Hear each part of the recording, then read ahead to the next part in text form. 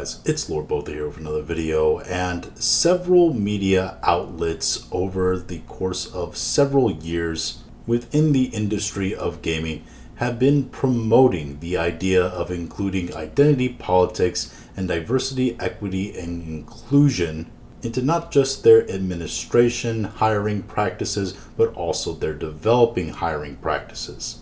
And also keeping in mind diversity, equity, and inclusion, and in general, wokeness in gaming at nearly every step of the development process. One of these media companies that championed gaming studios doing this was one Kotaku. And one of the most aggressive champions of this cause at Kotaku was a woman known as Alyssa Mercante, who was senior editor at Kotaku. But it seems like now Alyssa's tenure at Kotaku has come to an abrupt end. This comes to us from that Park Place Alyssa Mercante no longer working at Kotaku. Alyssa Mercante, who was a senior editor, announced she's leaving Kotaku. Alyssa Mercante, beyond being known as the very outspoken senior editor at Kotaku when it came to diversity, equity, and inclusion and identity politics in gaming, was also a former OnlyFans model, I believe, if not still, a very outspoken advocate for sexuality, and was often known to challenge those who disagreed with her opinions to physical fistfights, while also threatening legal action to anyone who criticized her, Kotaku, or seemingly the games that supported the beliefs that she also believed in. In a post to X, Mercante wrote, "Work news. After exactly 2 years, I've decided to leave Kotaku and my role as senior editor. I am eternally grateful for Kotaku's editorial team and all that they have taught me during my time there. They are some of the best in the business, and I will forever be proud to have shared a masthead with them. They continuously fight to maintain the editorial pillars that make Kotaku great and hold onto their journalistic integrity in the face of increasing pressure to compromise that." And that journalistic integrity that she's talking about and not compromising is all just coded language for not actually being fair and balanced in terms of media coverage. Their opinion articles are quite clearly leftist in nature, known for promoting DEI wokeness in gaming, and even to the point of gaslighting fans or detractors of games with the amplification of this catchphrase in headlines. And that phrase is, "and that's a good thing." Mercante added, "It's been a long few months during which I've learned a lot about myself and my values as both a woman and a writer. This is the right decision for me." Mercante added, "It's been a long few months during which I've learned a lot about myself and my values as both a woman and a writer. This is the right decision for me. I have some things coming down the pike, so keep your eyes peeled." This decision also comes one day after the election of Donald Trump back to the presidency, maybe the election of Trump and the idea of a Republican Senate and House and a conservative-controlled Supreme Court finally broke Alyssa.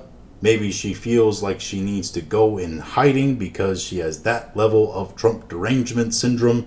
Or maybe she's scared because she feels the winds of change blowing, that nobody really wants or believes in what she's selling anymore and her ideologies.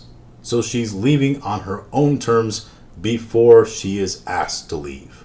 In a subsequent post, she also claimed that her decision to leave the outlet was made before layoffs were announced. It's unclear what she was referring to here, but Kotaku laid off staff in November of 2023, with Adweek reporting that 23 individuals were let go just days after it dismissed editorial director Meryl Brown. A spokesman for Kotaku parent company GO Media confirmed the layoffs. While GO Media is a lean, nimble organization, we are not immune to economic headwinds rattling our business. So almost the bigger news here is that Kotaku is doing another round of layoffs, which is super surprising because I'm pretty sure only like 12 people work there anymore. So who is there really to lay off anymore? It's basically like a small town newspaper operation at this point. As for what Mercante has coming down the pike, YouTuber Hypnotic predicted she will most likely be a DEI consultant for Sweet Baby Inc., the company she ran damage control for.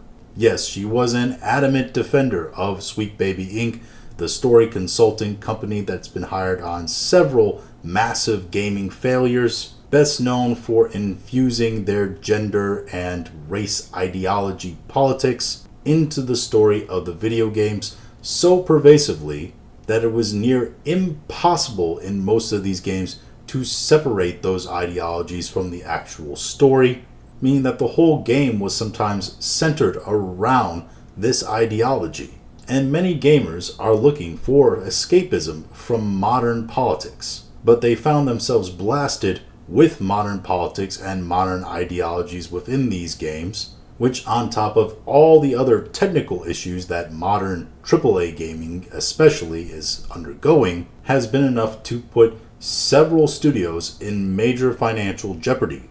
Additionally, Mercante did recently share that she was at Compulsion Games, which is located in Montreal, Canada, the same city where Sweet Baby Inc. is located.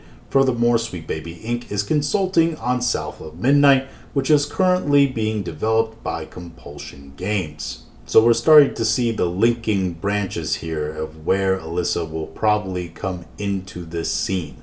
So now she's gone from writing about wokeness in gaming and how it is great, and challenging people to fights on the street when they disagreed with her, to now actually working within the industry herself, which I guess you could call a promotion.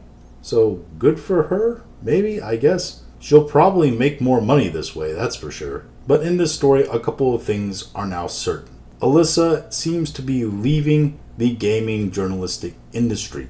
And as modern gaming industry journalists like to write their headlines, I will say, and that's a good thing. Hopefully she'll be, again, challenging less people to fist fights in the street over disagreeing with her opinions this way. However, I don't think the lawsuits against people she just doesn't like will stop anytime soon, including people like Hypnotic and Smash JT.